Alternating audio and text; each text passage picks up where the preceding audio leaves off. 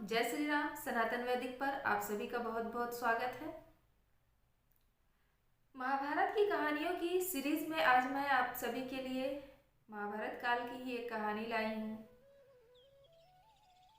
बात उस समय की है जब महाभारत का युद्ध समाप्त हो चुका था और हस्तिनापुर के राजा युधिष्ठिर बन चुके थे। युधिष्ठिर अपने चारों भाइयों के साथ में राजकाज बहुत ही अच्छी तरह से देख रहे थे। एक दिन वह कुछ विशेष कार्यों को लेकर अपने मंत्रिमंडल के साथ में बैठक में विलीन थे और कुछ गहन चर्चाएं हो रही थी। उसी वक्त उनके राज्य में एक फरियादी ब्राह्मण आता है।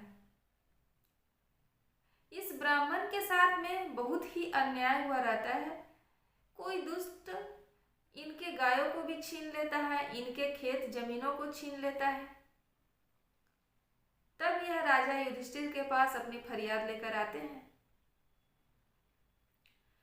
चूंकि राजा युधिष्ठिर कुछ महत्वपूर्ण चर्चाएं हो रही थी उसमें बैठे हुए थे, तो वह ब्राह्मण की बातों को ध्यान नहीं दे पाए। तो उन्होंने कहा कि आप कुछ देर विश्राम कीजिए, मैं आपकी बातों को जरूर सुनूंगा और यथाशीघ्र उसकी समस्या का समाधान भी करूंगा। अब ब्राह्मण उनका इंतजार करने लगा। चर्चाएं जब समाप्त हुई, अब राजा युधिष्ठिर के जैसे ही उठने का समय हो गया, तभी दूसरे देश से एक राजदूत आता है और फिर उनसे चर्चाएं होने लगती हैं। इस प्रकार दिन भर महाव्रतियों का आना जाना लगा रहता है और राजा युधिष्ठिर उसमें व्यस्त रहते हैं। वह ब्राह्मण की तरफ ध्यान नहीं दे पाते, उनकी बातों को सुन नहीं पाते। ऐसा करते करते शाम हो जाता है। जब शाम होती है तब राजा युधिष्ठिर अपने कक्ष से निकलते हैं और निकलने के बाद वो पाते हैं कि ब्राह्मण अभी भी उनका इंतजार कर रहा है। अब राजा युधिष्ठिर बहुत थक चुके होते हैं। वे उस ब्राह्मण से कहते हैं कि ब्राह्मण देवता, क्षमा कीजिएगा, आज मैं बहुत थक गया हूँ। आप कृपया कर कल आएंगे तो मैं आपकी बातों को जरूर सुनूंगा और आपकी समस्या का समाधान भी जरूर करूंगा। ऐसा कहकर राजा युधिष्ठिर अपने कक्ष को चले जाते हैं। इतने में जब ब्राह्मण उदास होकर लौट रहा होता है, तब उनकी भेंट भीम से हो जाती है। भीम कहीं दूसरे स्थान से आ रहे होते हैं। तो भीम पूछते हैं ब्राह्मण को दुखी देखकर कि ब्राह्मण देव क्या हुआ है, क्या बात है।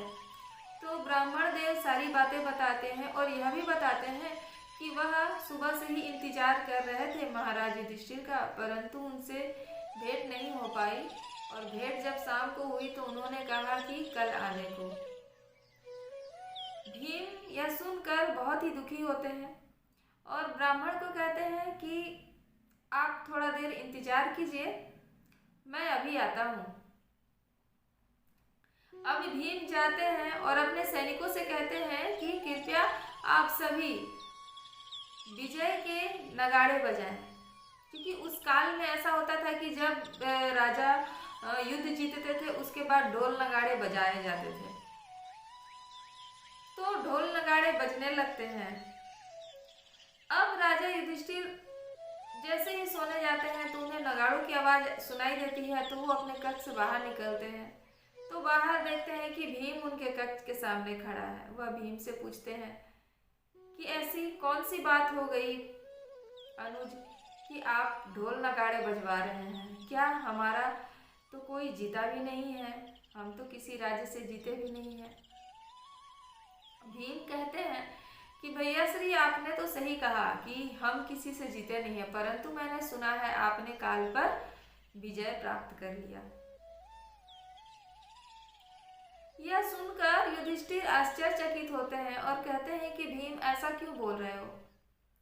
तब भीम कहते हैं कि आपने तो सही ही सुना भैया, आपने काल पर विजय प्राप्त कर लिया। अब महाराज युधिष्ठिर पूछते हैं कि ऐसी कौन सी बात हो गई कि तुम ऐसे कह रहे हो।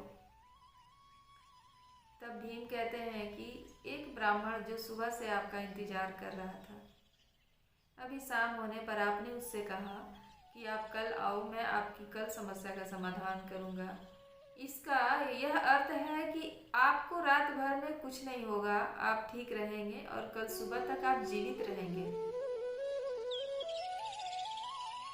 अब महाराज युधिष्ठिर को अपनी गलती का एहसास हो चुका था और उन्होंने उस ब्राह्मण की बातों को सुना और उनकी समस्याओं का समाधान भी किया। दोस्तों, अक्सर हम अपने जीवन में अधिकतर कार्यों को कल पर टाल देते हैं। इस कहानी से हमें यह शिक्षा मिलती है कि हमें अपने कार्यों को कल नहीं टालना चाहिए। जब जो काम होना है उस वक्त ही उस कार्य को करना चाहिए। कबीरदास जी कहते हैं, कार करे सो आज कर, आज करे सो अब, पल में पल लय होगी, बहुरी करोगे कब। उन्होंने भी सही कहा। दोस्तों, इस जीवन का कोई भरोसा नहीं है, कब क्या हो जाए कोई ठिकाना नहीं है। जो कार्य आज करना है उस कार्य को आज ही करना चाहिए। इसमें कोई संशय नहीं करना चाहिए, ना ही इसमें कोई आलस करना चाहिए। इतने के साथ आप सभी से विदा लेना चाहूँगी और मिलती हूँ फिर से एक नई कहानी के साथ। आप सभी को अगर मेरी कहानी अच्छी लगती है तो कृपया लाइक करें, सब्सक्राइब करें, शेयर करें और बेल के आइकन को ज़रूर प्रेस कर लें ताकि आने वाली वीडियो का नोटिफिकेशन आप सभी तक मिलता रहे, पहुँचता रहे। इतने के साथ विदा लेना चाहूँगी। मेरे साथ कहिए, सनातन वैदिक की जय, भारत माता की जय, वंदे मातरम।